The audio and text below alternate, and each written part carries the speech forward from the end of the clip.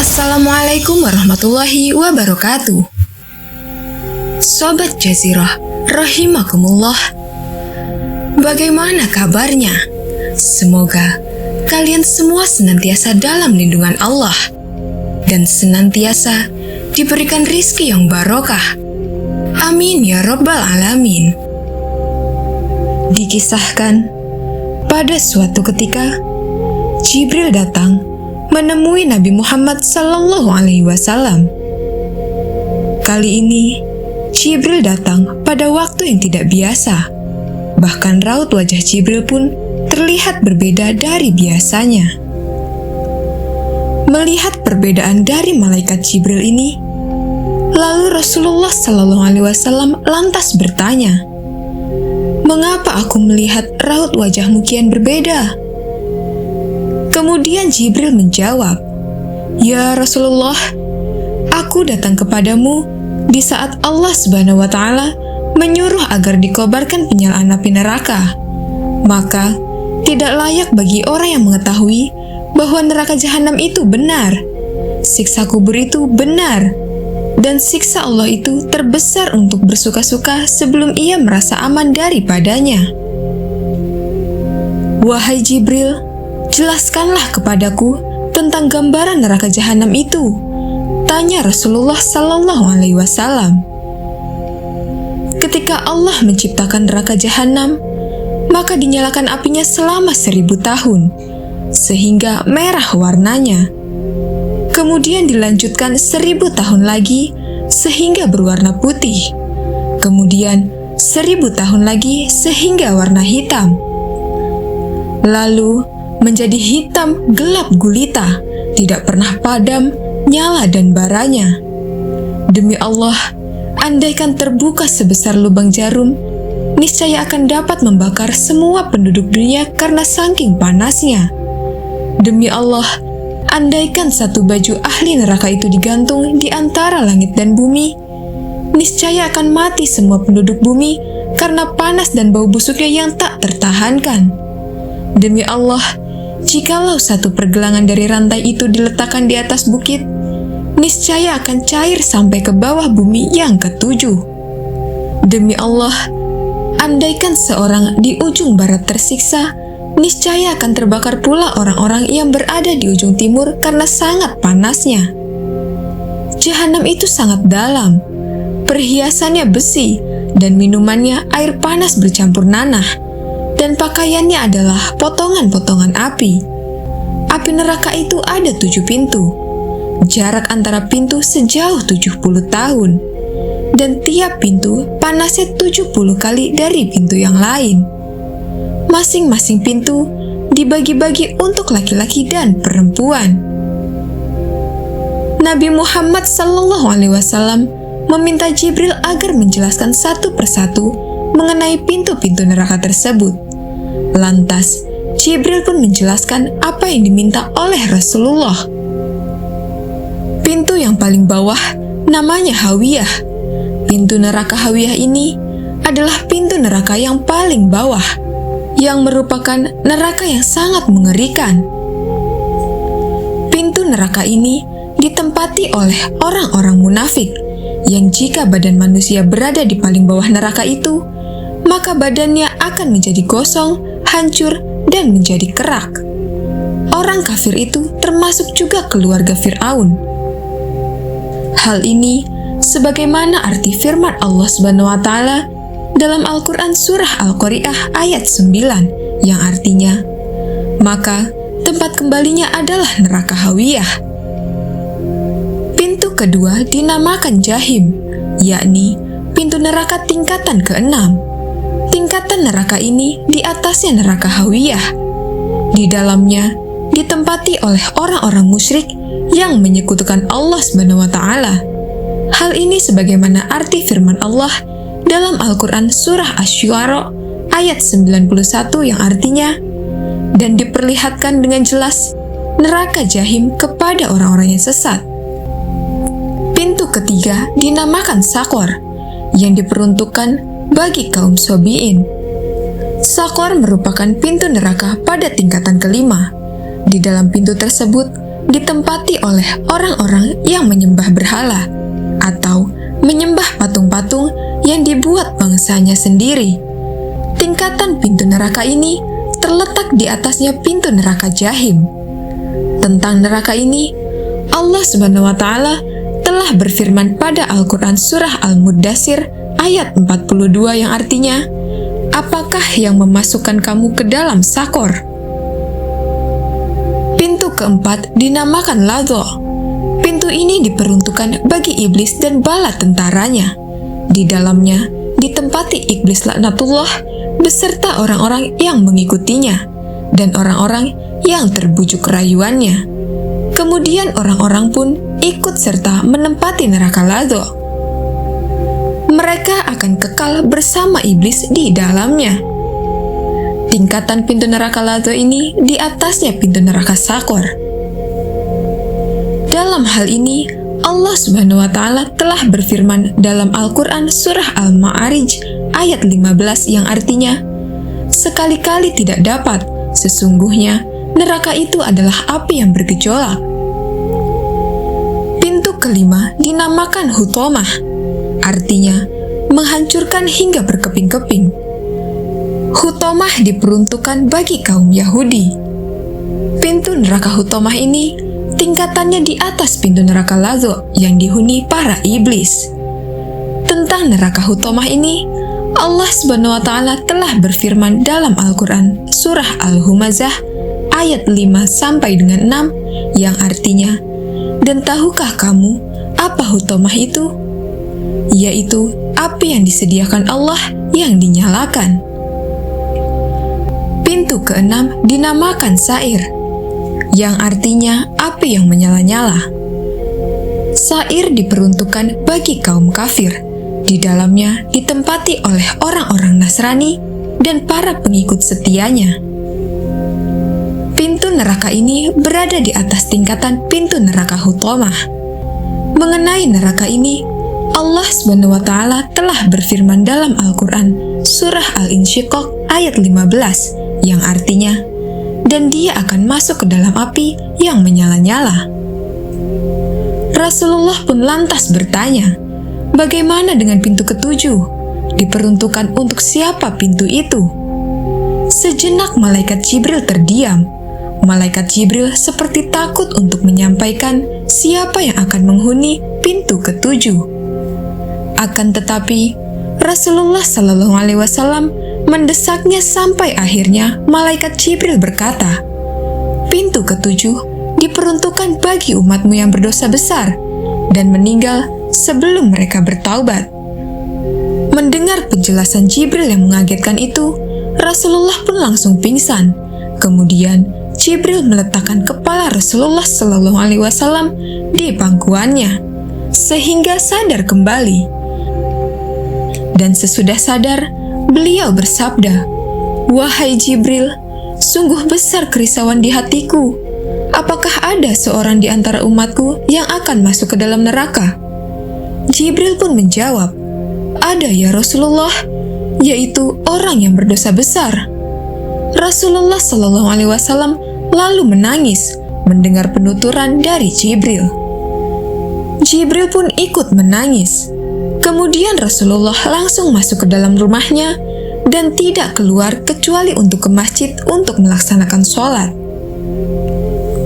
Setelah kejadian itu, beliau enggan berbicara dengan siapapun selama beberapa hari. Dan ketika sholat, beliau pun menangis dengan tangisan yang sangat memilukan.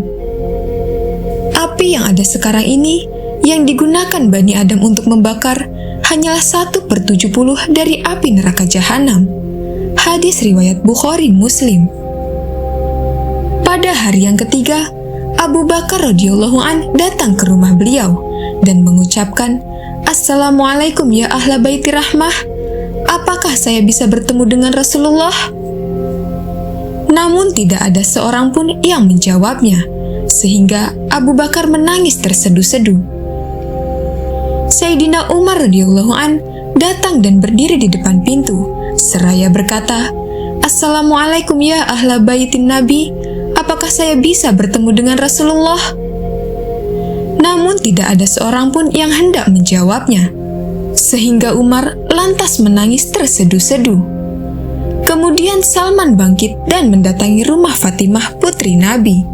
Sambil berdiri di depan pintu, ia berkata, "Assalamualaikum wahai putri Rasulullah," sementara Ali radhiyallahu an sedang tidak di rumah. Salman lalu berkata, "Wahai putri Rasulullah, dalam beberapa hari ini Rasulullah suka menyendiri. Beliau tidak keluar rumah kecuali untuk sholat dan tidak pernah berkata-kata serta tidak mengizinkan seseorang untuk masuk ke rumahnya." Fatimah lantas pergi ke rumah Rasulullah. Di depan pintu rumah Rasulullah, Fatimah mengucapkan salam dan berkata, "Wahai Rasulullah, saya adalah Fatimah putrimu." Pada waktu itu, Rasulullah Shallallahu Alaihi Wasallam sedang sujud sambil menangis. Lantas mengangkat kepala dan bertanya, "Ada apa wahai putriku Fatimah? Aku sedang menyendiri." Fatimah menjawab, "Bukakan pintu untukku wahai Rasulullah." Maka dibukakanlah pintu untuk Fatimah. Fatimah pun menangis sejadi-jadinya karena melihat keadaan Rasulullah yang sangat pucat. Tubuhnya tampak sangat lemah, wajahnya bengkak karena banyak menangis. Fatimah pun bertanya, "Wahai Rasulullah, apakah yang sedang menimpa dirimu wahai ayahku?" Beliau bersabda, "Wahai Fatimah, Jibril datang kepadaku dan melukiskan keadaan neraka. Dia memberitahu kepadaku bahwa pada pintu yang teratas diperuntukkan bagi umatku yang mengerjakan dosa besar. Itulah yang menyebabkan aku menjerit menangis dan sangat sedih." Fatimah bertanya, "Wahai Rasulullah, bagaimana mereka masuk ke neraka itu?" Beliau bersabda, "Mereka digiring ke neraka oleh malaikat. Wajah mereka tidak hitam, mata mereka tidak biru, mulut mereka tidak disumbat, dan mereka tidak dibelenggu ataupun dirantai." Fatimah lalu bertanya kembali, "Wahai Rasulullah, bagaimana sewaktu mereka digiring ke neraka oleh malaikat?" Beliau bersabda, "Laki-laki ditarik lewat jenggotnya, sedangkan perempuan dengan ditarik dari rambut ubun-ubunnya. Banyak di antara umatku yang masih muda, ketika ditarik jenggotnya untuk digiring ke neraka, ia berkata, 'Betapa sayang kemudaan dan ketampananku ini.' Banyak di antara umatku yang perempuan, ketika ditarik ke neraka, mereka berkata, 'Sungguh aku sangat malu semalu-malunya.' Ketika malaikat yang menarik umatku itu sampai ke neraka dan bertemu dengan Malik, Malik bertanya kepada malaikat yang menarik umatku itu, 'Siapakah mereka? Aku tidak pernah melihat orang-orang yang tersiksa seperti mereka. Wajah mereka tidak hitam, mata mereka tidak biru, mulut mereka tidak disumbat, mereka tidak dibarengkan dengan golongan setan, dan mereka tidak dibelenggu atau diikat lehernya.' Malaikat itu menjawab, 'Kami diperintahkan untuk membawa mereka kepadamu dalam keadaan seperti itu.' Malik berkata kepada mereka, 'Wahai orang-orang yang celaka, siapakah sebenarnya kalian semua ini?' Dalam hadis yang lain disebutkan bahwa ketika mereka ditarik oleh malaikat, mereka selalu menyebut-nyebut nama nabinya, 'Wahai Muhammad, wahai Muhammad.' Ketika mereka melihat Malik, mereka lupa untuk menyebut nama Muhammad Sallallahu Alaihi Wasallam karena saking seramnya wajah malaikat Malik. Mereka menjawab, 'Kami adalah umat yang diturunkan Al-Quran kepada kami dan termasuk orang yang mengerjakan puasa pada bulan Ramadan.' Malik berkata, 'Al-Quran hanya diturunkan untuk umat Muhammad Sallallahu Alaihi Wasallam.' Ketika mendengar nama Muhammad, mereka pun berteriak seraya berkata, 'Kami termasuk umat Muhammad Sallallahu Alaihi Wasallam.' Malik berkata kepada mereka, 'Bukankah di dalam Al-Quran ada larangan untuk mengerjakan maksiat-maksiat kepada Allah?' Ketika mereka berada di tepi neraka dan diserahkan kepada malaikat yang bernama Zabaniyah, mereka berkata, 'Wahai Malik, izinkanlah kami untuk menangisi nasib kami.' Malik mengizinkannya, dan mereka lantas menangis dengan mengeluarkan darah. Malik lantas berkata, "Alangkah baiknya seandainya tangis ini kamu lakukan sewaktu berada di alam dunia. Seandainya sewaktu di dunia kamu menangis seperti ini karena takut kepada siksaan Allah, niscaya sekarang ini kamu tidak akan masuk ke dalam neraka." Malik lalu berkata kepada malaikat Zabaniyah, Lemparkan mereka ke dalam neraka." Ketika mereka dilempar ke dalam neraka, mereka berseru secara serempak mengucap kalimat, "La ilaha illallah," sehingga api neraka langsung menjadi padam. Kemudian Malik pun berkata, "Wahai api, sambarlah mereka semua itu." Api itu menjawab, "Bagaimana aku menyambar mereka sementara mereka mengucapkan kalimat La ilaha illallah?" Malik pun berkata lagi kepada api neraka, "Sambarlah mereka." Api itu menjawab, "Bagaimana aku menyambar mereka sementara mereka mengucapkan kalimat La ilaha illallah?" Malik berkata, "Benar, namun begitulah perintah Allah Azza wa Jalla." Kemudian api itu pun menyambar mereka. Di antara mereka, ada yang disambar sampai 2 telapak kakinya, ada yang disambar sampai 2 lututnya, dan ada yang disambar sampai ke lehernya. Ketika api itu akan menyambar muka, Malik berkata, "Jangan membakar muka mereka, karena dalam waktu yang cukup lama mereka bersujud kepada Zat yang Maha Kuasa." Dalam Al-Quran Surah Al-Mursilat ayat 32, Allah Subhanahu wa Ta'ala telah mensifati neraka jahanam sebagai berikut. "Sesungguhnya neraka itu melontarkan bunga api sebesar dan setinggi gunung." Dan dalam Al-Quran Surah Al-Hijr ayat 43 yang artinya, "Dan sesungguhnya jahanam itu benar-benar tempat yang telah diancamkan kepada mereka pengikut-pengikut setan semuanya." Dalam hadis Qudsi, "Bagaimana kamu bisa melakukan maksiat sedangkan kamu tak dapat bertahan dengan panasnya terik matahariku? Tahukah kamu bahwa neraka jahanamku itu mempunyai 7 tingkat, sedangkan di setiap tingkat mempunyai 70.000 daerah. Setiap daerah mempunyai 70.000 kampung. Setiap kampung mempunyai 70.000 rumah. Setiap rumah mempunyai 70.000 bilik. Setiap bilik mempunyai 70.000 kotak. Di setiap kotak mempunyai 70.000 batang pokok zarkum.